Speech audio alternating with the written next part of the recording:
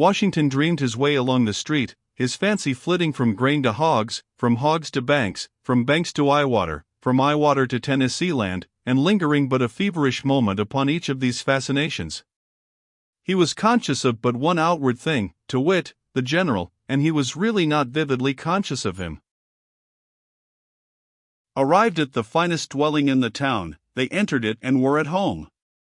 Washington was introduced to Mrs. Boswell, and his imagination was on the point of flitting into the vapory realms of speculation again, when a lovely girl of 16 or 17 came in. This vision swept Washington's mind clear of its chaos of glittering rubbish in an instant. Beauty had fascinated him before, many times he had been in love even for weeks at a time with the same object, but his heart had never suffered so sudden and so fierce an assault as this, within his recollection. Louise Boswell occupied his mind and drifted among his multiplication tables all the afternoon.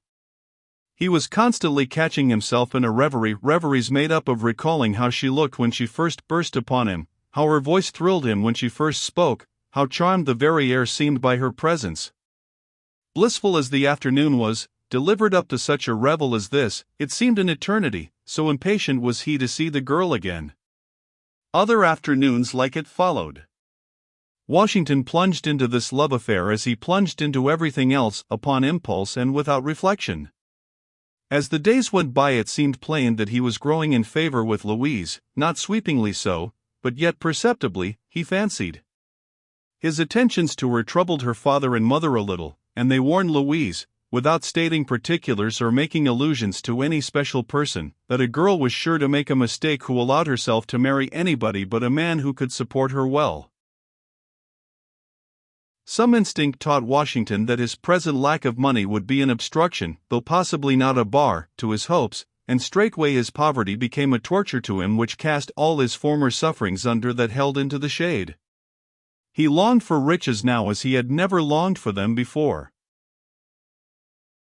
He had been once or twice to dine with Colonel Sellers, and had been discouraged to note that the Colonel's bill of fare was falling off both in quantity and quality, a sign, he feared, that the lacking ingredient in the Iwater still remained undiscovered, though Sellers always explained that these changes in the family diet had been ordered by the doctor, or suggested by some new scientific work the Colonel had stumbled upon. But it always turned out that the lacking ingredient was still lacking, though it always appeared, at the same time, that the Colonel was right on its heels.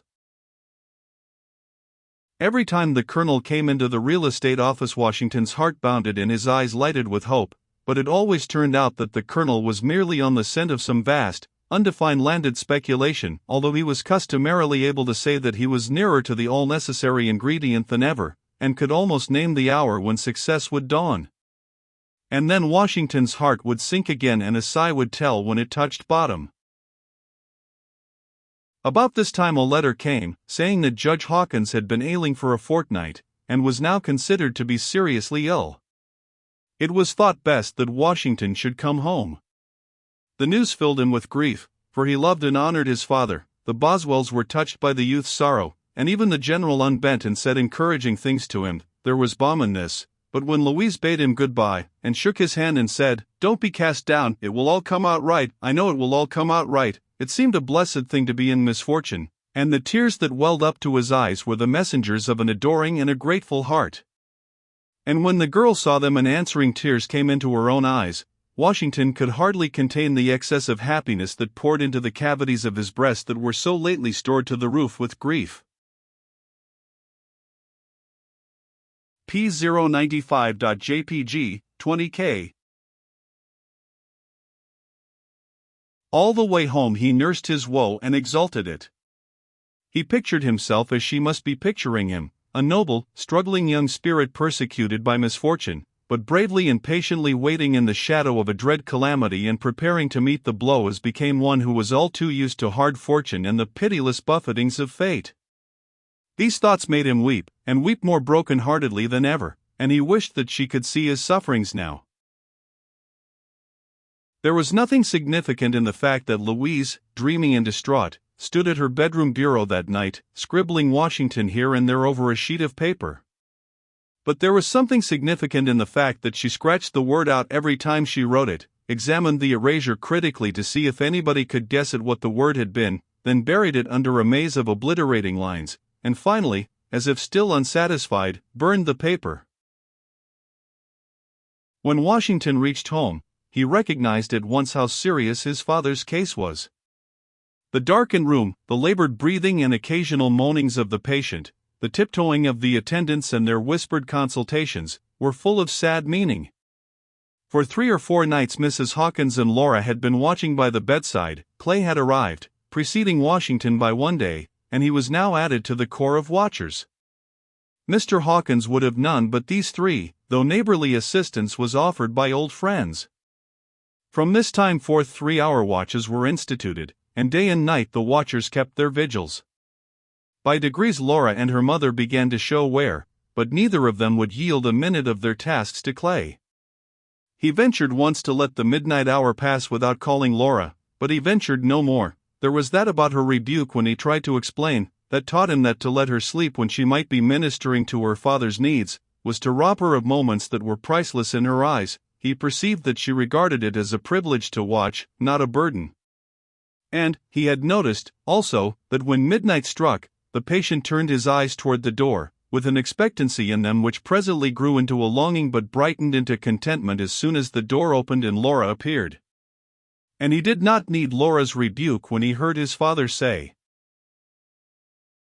"Clay is good, and you are tired, poor child, but I wanted you so." "Clay is not good, father, he did not call me. I would not have treated him so." "How could you do it, Clay?" Clay begged forgiveness and promised not to break faith again, and as he betook him to his bed, he said to himself, "It's a steadfast little soul. Whoever thinks he is doing the Duchess a kindness by intimating that she is not sufficient for any undertaking she puts her hand to, makes a mistake, and if I did not know it before, I know now that there are surer ways of pleasing her than by trying to lighten her labor when that labor consists in wearing herself out for the sake of a person she loves."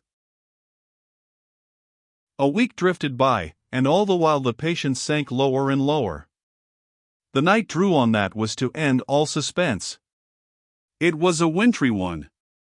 The darkness gathered, the snow was falling, the wind wailed plaintively about the house or shook it with fitful gusts. The doctor had paid his last visit and gone away with that dismal remark to the nearest friend of the family that he believed there was nothing more that he could do, a remark which is always overheard by someone it is not meant for and strikes a lingering half-conscious hope dead with a withering shock. The medicine phials had been removed from the bedside and put out of sight, and all things made orderly and neat for the solemn event that was impending. The patient, with closed eyes, lay scarcely breathing. The watchers sat by and wiped the gathering damps from his forehead while the silent tears flowed down their faces. The deep hush was only interrupted by sobs from the children, grouped about the bed. After a time, it was toward midnight now, Mr. Hawkins roused out of a doze, looked about him and was evidently trying to speak. Instantly Laura lifted his head and in a failing voice he said, while something of the old light shone in his eyes, "Wife, children, come nearer, nearer. The darkness grows. Let me see you all, once more." P098.jpg, 54K. The group closed together at the bedside, and their tears and sobs came now without restraint. "I am leaving you in cruel poverty. I have been so foolish, so short-sighted. But courage! A better day is coming. Never lose sight of the Tennessee land. Be wary. There is wealth stored up for you there, wealth that is boundless. The children shall hold up their heads with the best in the land, yet. Where are the papers? Have you got the papers safe? Show them to me." Under his strong excitement his voice had gathered power and his last sentences were spoken with scarcely a perceptible halt or hindrance. With an effort he had raised himself almost without assistance to a sitting posture. But now the fire faded out of his eyes and he fell back exhausted. The papers were brought and held before him, and the answering smile that flitted across his face showed that he was satisfied. He closed his eyes, and the signs of approaching dissolution multiplied rapidly. He lay almost motionless for a little while, then suddenly partly raised his head and looked about him as one who peers into a dim, uncertain light. He muttered, "Gone? No, I see you, still.